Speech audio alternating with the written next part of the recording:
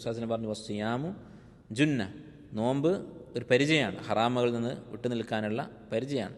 അല്ല, നോമ്പ് നോറ്റാൽ തിന്മകൾ ചെയ്യാൻ ഉള്ള സാധ്യത വളരെ കുറയും. അതിൻ്റെ കാരണം എന്താണ്? കാരണം പിശാചിൻ്റെ ശക്തി കുറയും.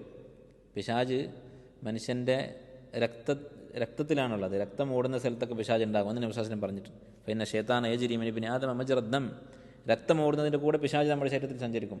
ഇപ്പോൾ രക്തത്തിൻ്റെ ഓട്ടം കുറയും, അതിൻ്റെ വേഗം കുറയും പട്ടിണിയായാൽ, വിശന്നാൽ. ഇപ്പോൾ വിശന്നിരിക്കുമ്പോൾ തെറ്റുകൾ ചെയ്യാനുള്ള സാധ്യത കുറയും. അതാണ് ഒരു കാരണം, നമ്മുടെ വികാരങ്ങളൊക്കെ അടങ്ങും. മറ്റൊന്ന്, നോമ്പ് നോറ്റ ഒരാൾ ഇഖ്ലാസുള്ള ആളാണ്, അല്ലേ? കാരണം മറ്റു ഇബാദത്തുകൾ പോലെയല്ല, റിയാഇന് അവിടെ പ്രസക്തിയില്ല. ആരും കണ്ടാൽ അറിയില്ല നമ്മൾ നോമ്പുകാരനാണെന്നുള്ളത്. അപ്പോൾ അള്ളാഹു മാത്രം കാണുന്നത് കൊണ്ടാണ് നോമ്പ് മുറിയുന്ന കാര്യങ്ങളിൽ നിന്ന് വിട്ടു നിൽക്കുന്നത്. അങ്ങനെയുള്ള ഒരാൾ ഹറാമ് ചെയ്യാനുള്ള സാധ്യത വളരെ കുറവാണ്. അപ്പോൾ നോമ്പിൻ്റെ ഫضലിൽപ്പെട്ടതാണ് ഈ കാര്യങ്ങൾ.